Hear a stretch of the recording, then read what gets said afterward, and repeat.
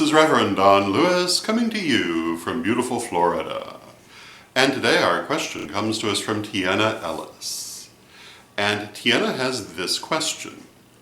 What do you do with a family member who will not listen to anything you say, especially when you give them lots of evidence of what Wicca actually is? And the problem with this question is that it implies more than it says.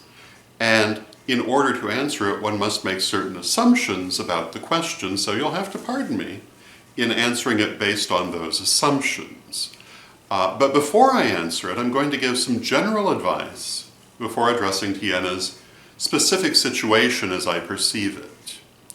And a lot of people who become Wiccan from some other religion do meet with some resistance from loved ones and family members, initially in particular.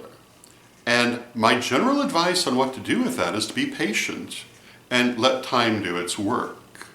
Generally speaking, as time goes forward, they will see that you are still the same good person you were before, maybe even better. They will come to understand that you're not doing anything bad, and in time may even learn about what you're doing, may even want to learn about what you're doing. But it's natural when you make a big change that people who have known you may initially be resistant to that. And if you're dealing with a reasonable person who loves you and wants to have a good relationship with you, in time they will be more open-minded. However, this does presume that you're dealing with a reasonable person who actually does love you, and also that you've not already done these things. And from the sound of Tiena's question, this is not necessarily a reasonable person, and she has in fact already done these things. From the sound of the question, quite a bit of time has elapsed, and she has tried many different ways to approach the person only to be rebuffed by their behavior.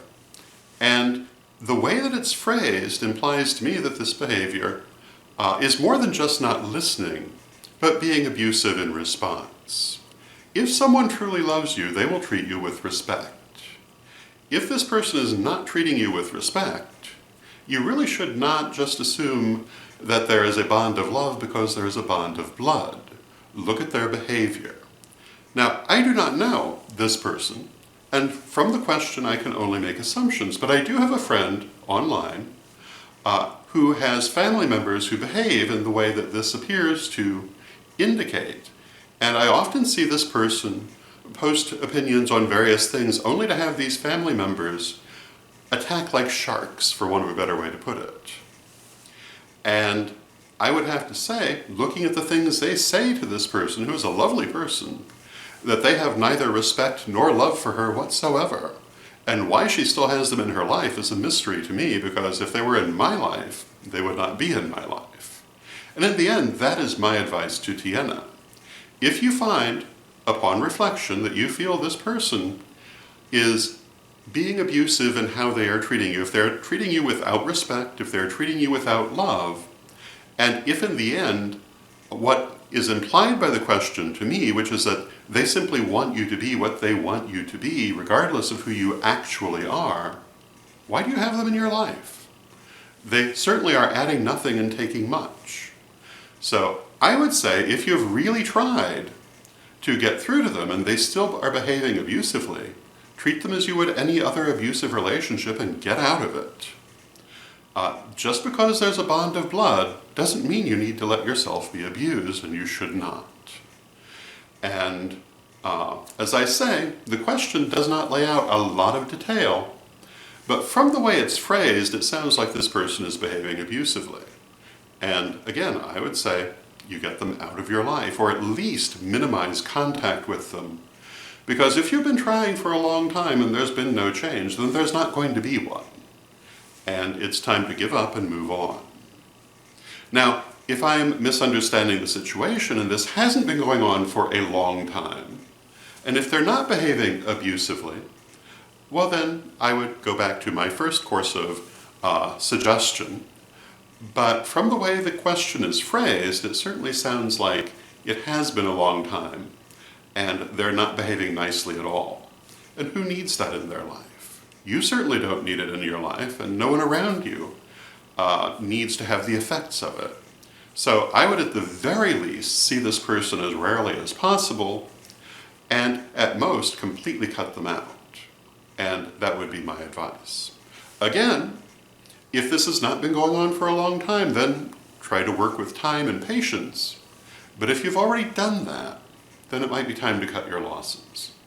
Now, in doing this, you may find it helpful to do a cord cutting, where you look for the energetic cords between yourself and the person, and you cut your end, so you can release them and let them go.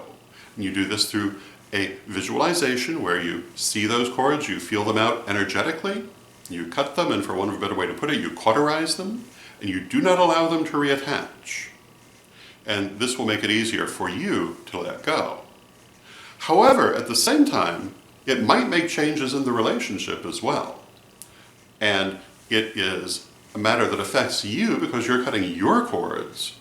So it would not be considered a negative thing, but it might make a difference. And if it doesn't make a difference, it'll make it easier to let go. So those would be my suggestions. I hope you find them helpful. And until next time, may you blessed be. Magic Circle. The magic circle is used to create sacred space in which to perform ritual, commune with our higher selves, or work magic. The magic circle is a microcosmic reenaction of the process of creation and represents our ties to all of existence.